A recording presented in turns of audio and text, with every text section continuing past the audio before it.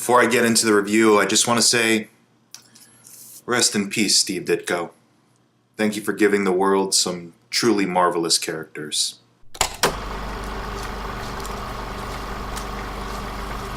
Alright, let's talk about this movie that has to follow up Infinity War.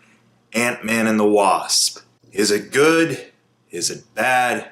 Is it unwatchable? Is it award-worthy? It's perfectly okay. It's fine. You know, it's actually something of a palate cleanser after Infinity War, where there's a lot of heavy stuff taking place in that movie and a lot of considerable stakes have been raised. It's good to maybe have a reminder that, you know, these Marvel movies can just be fun, and the disposable kind of fun. There's nothing really wrong with Ant-Man and the Wasp at all. It's a perfectly serviceable summer action popcorn comedy flick. But at the same time, it doesn't really stack up compared to the other entries Marvel has thrown out in the year so far, such as Black Panther, and of course Infinity War. Black Panther even felt like it had a lot more depth and pathos going for it than this does. But that's perfectly fine because Ant-Man, honestly, I'm not expecting a lot from the Ant-Man franchise. I'm just expecting it to be entertaining for what it is, and for what it is, it's entertaining. And the basic gist of the story is it takes place a couple years after Civil War. Scott Lang has been under house arrest ever since he got involved with Captain America's shenanigans in Germany. And he kind of left Hank Pym and Hope Van Dyne high and dry. So they've been on the lam for a couple years, researching ways to get back to the quantum realm. Because if Scott could come back, they start to theorize that Hope's mother, played by Michelle Pfeiffer, would be able to come back as well. And that's honestly the whole drive of the movie, is trying to get Hope's mom back from the quantum realm, and they enlist Scott into their operation while also trying to make sure he doesn't get caught up publicly in this debacle and risks his house arrest, which is about to come to a close. So the story for Ant-Man and the Wasp is actually really, really small in scale. And I don't mean that as a joke. It's very much a Spider-Man Homecoming type vibe in this movie, where Spider-Man Homecoming wasn't about world stakes. It wasn't about the city as we know it is in peril or anything that grandiose. It's about one hero attempting to solve one little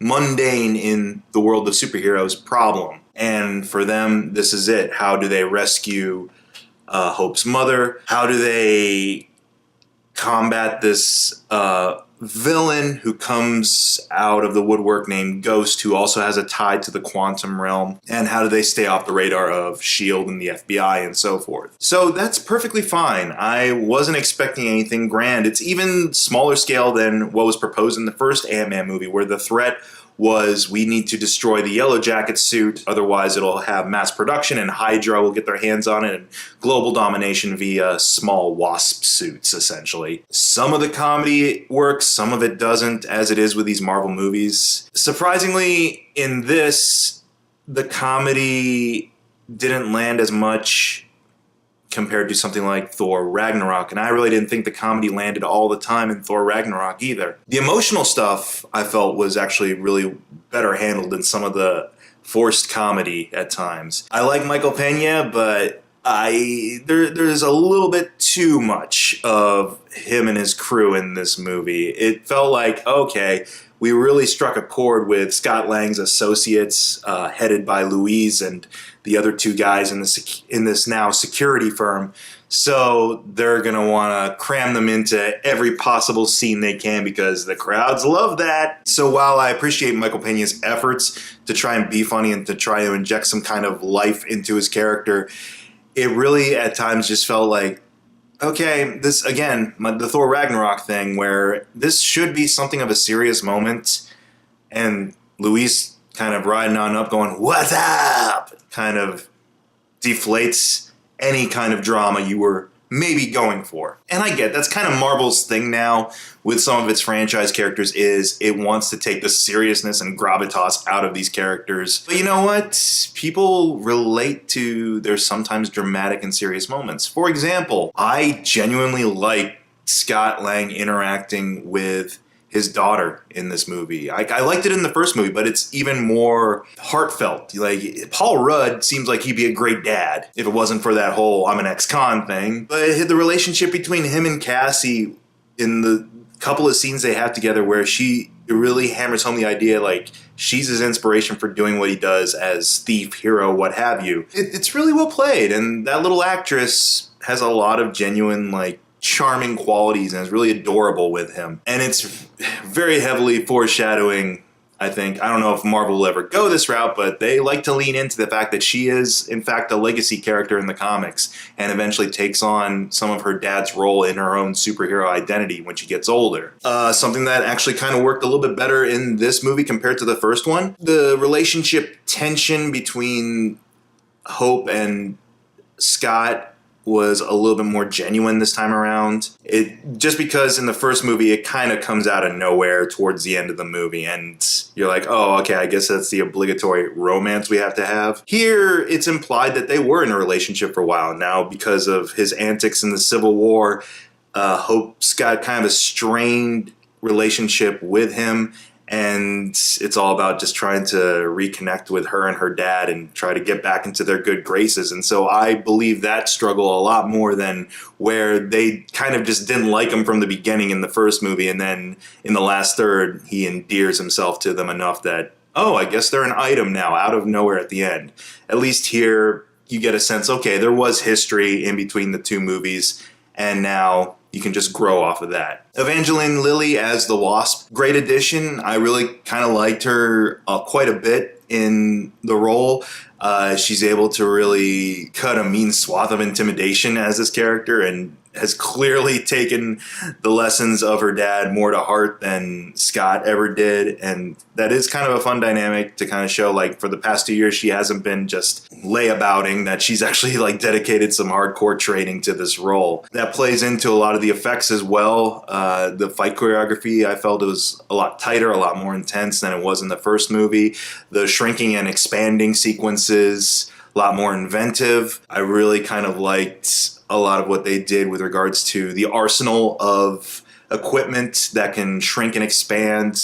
Hank Pym has a whole Hot Wheels container full of vehicles that he can just blow up at any time to normal proportions, so that's kind of cool. Like I mentioned before, the story is smaller, and so are the stakes of not just the heroes, but the villain too. I'm even kind of at a pause to even say villain in this case, because the Ghost character in this movie is doing ruthless things, certainly, but it's all towards some kind of desperation and some kind of end when it's revealed, like, what this character is about. Like I said, this character has ties to the quantum realm, and it ties into what they're doing, but not in the sense of, like, I'm going to get revenge on humanity or I'm going to get revenge on the world. There's a real human drive for this character. And while it's not the most memorable Marvel villain, certainly, it was kind of refreshing to not have just a purely malevolent force as your antagonist. It felt a little refreshing just to say, like, hey, this is a scared person who,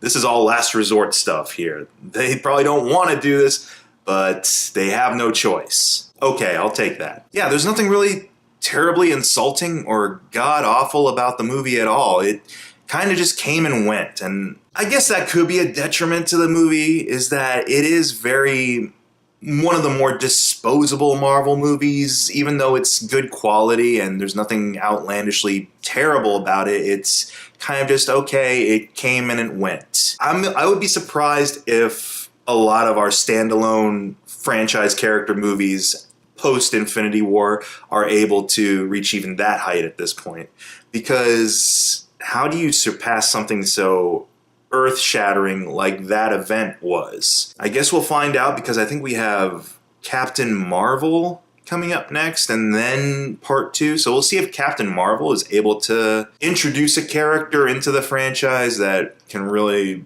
I don't know, reinvigorate the vitality of the standalone Marvel movies. But yeah, I'd say go check out Ant-Man and the Wasp. It's fun. You'll have probably a laugh or two. There's plenty of imaginative action sequences, and like I said, quite a bit of heart. But there are Marvel movies that have quite a bit more of all of that. Yeah, I know this is a quick review, but you know what? Short and to the point. That's Ant-Man's motto, if he had a motto, I guess.